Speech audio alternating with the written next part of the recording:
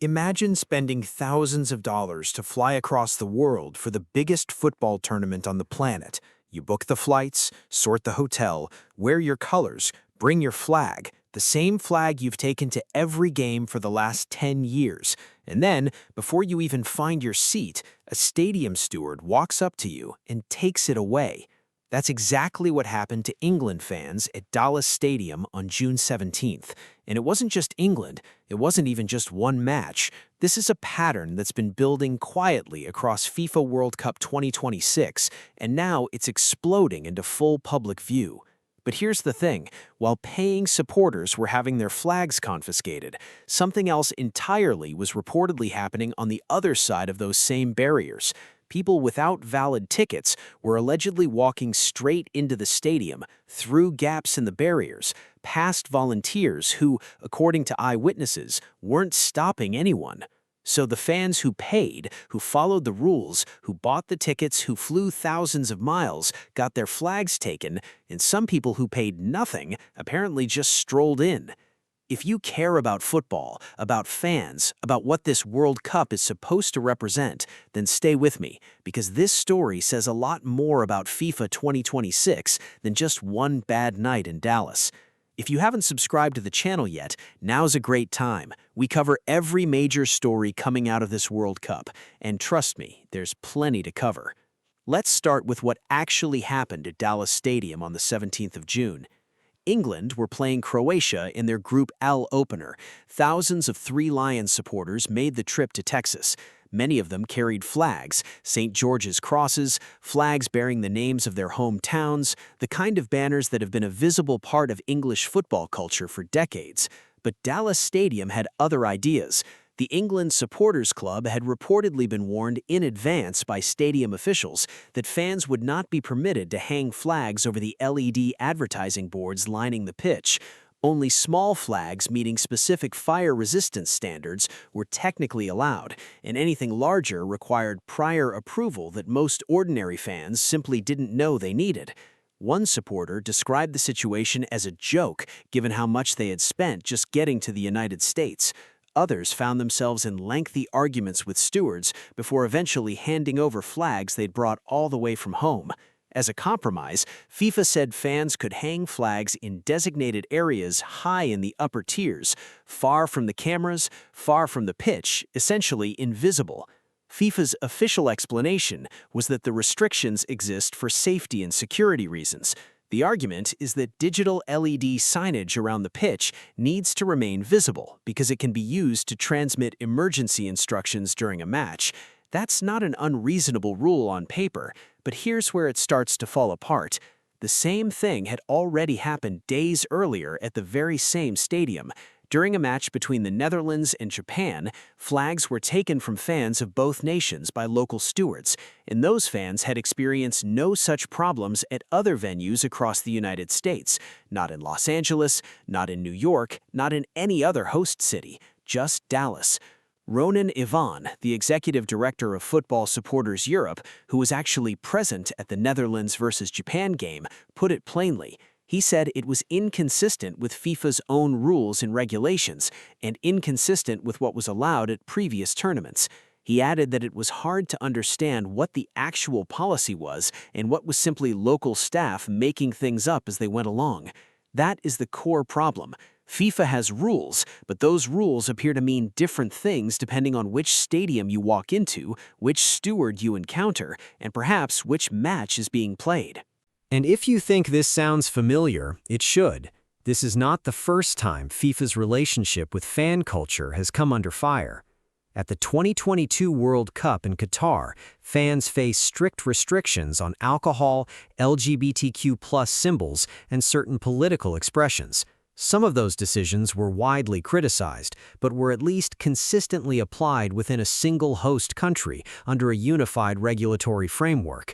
At a 48-team tournament spread across 3 countries in 16 stadiums, consistency is considerably harder to guarantee, and the consequences of that inconsistency are being felt directly by supporters on the ground.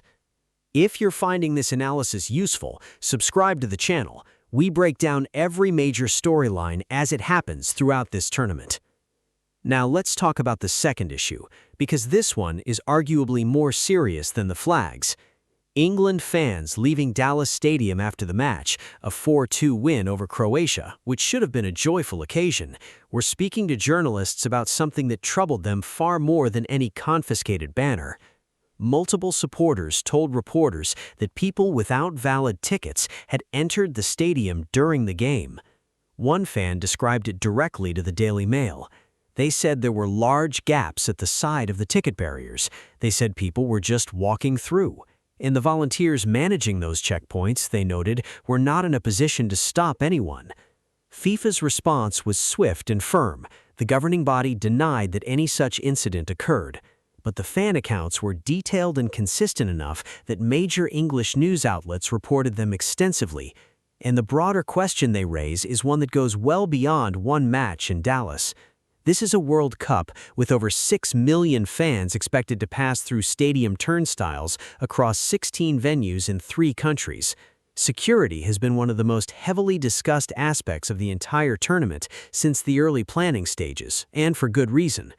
The shadow of what happened at Copa America 2024 has never fully left this conversation.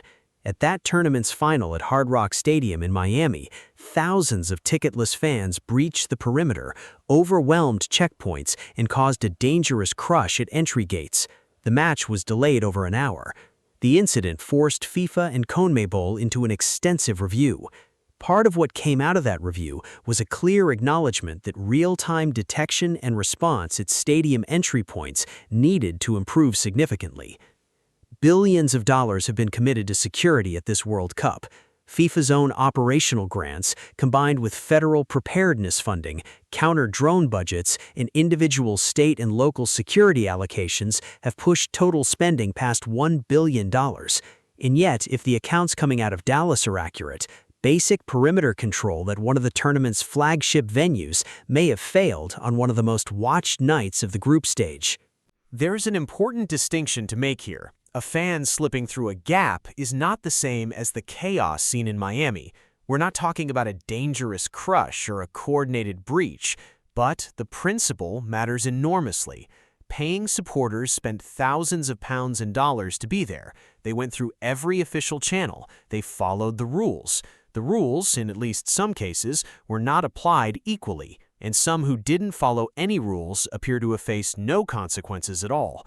That is a fan experience problem, and in a tournament that has already faced criticism over ticket pricing, with some tickets listed at over $4,000 in the secondary market, and final tickets reportedly reaching $11,000, the last thing FIFA needs is evidence that the people who paid the most were treated the worst. Think about what this means for the atmosphere as the tournament progresses. The group stage is one thing, but as matches become elimination games, as stakes rise, as rival fan groups grow larger and more intense, the question of whether stadiums can reliably distinguish between people who belong there and people who don't becomes increasingly important. Let's also zoom out slightly and look at what this moment reflects about the bigger picture of FIFA 2026. The flag situation at Dallas is part of a wider tension that has been building throughout this tournament between FIFA's desire for a perfectly controlled, commercially optimized event and the organic, sometimes chaotic, deeply human experience that football fans have always expected from a World Cup. Modern North American stadiums are built around maximizing digital advertising revenue. The LED boards that wrap around pitches generate enormous commercial value. Any fan display that blocks those boards, even partially, even temporarily, directly affects that revenue stream. FIFA's safety explanation may be entirely genuine, but it sits alongside an obvious commercial incentive, and supporters are noticing. The inconsistency is particularly difficult to justify. If this were a firm, universally applied rule with clear logic behind it, most fans would eventually accept it. What they cannot accept, and what Ronan Avon articulated very clearly, is arriving at one venue and having everything taken from them, while supporters at a different venue that same week faced no such restrictions. Football fans are not passive consumers. They have always been part of what makes stadiums feel alive. The color, the noise, the flags, the chants, these are not incidental to the product FIFA is selling. They are the product, and every time a fan leaves a stadium feeling cheated, humiliated, or simply confused, it chips away at the goodwill this tournament was supposed to generate. So, what happens next?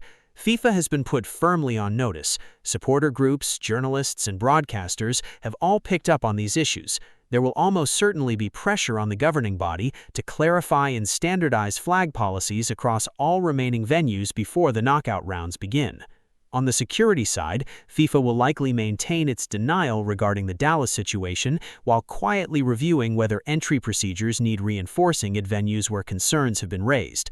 Whether that leads to visible changes before the round of 16 remains to be seen. What fans can probably expect is that the experience will vary significantly depending on which city they're in. That lack of consistency is itself a problem worth tracking, and one that may define how this World Cup is remembered beyond the football. Because here's the bigger question this raises. FIFA spent years and genuinely staggering amounts of money building the infrastructure for a 48-team World Cup across 3 nations. The ambition was undeniable, but ambition at this scale requires coordination, and some of what we've seen in the first week suggests that coordination at the fan-facing level still has real gaps. The football itself has been excellent. England's 4-2 win over Croatia was exactly the kind of match that reminds you why this tournament matters. But the moment a paying supporter leaves a World Cup game feeling like the rules don't make sense, or worse, like they were applied unfairly, something has gone wrong. What do you think? Did FIFA get it wrong at Dallas? And does the ticketless fan situation concern you for the rest of this tournament? Drop your thoughts in the comments. Genuinely curious where you all stand on this one. If you've made it this far, you clearly care about football beyond just the scorelines. Subscribe to the channel if you haven't already. We're covering every major story as this World Cup unfolds, and there is a lot more to come. This story is still developing, and as always, football never stays quiet for long. See you in the next one.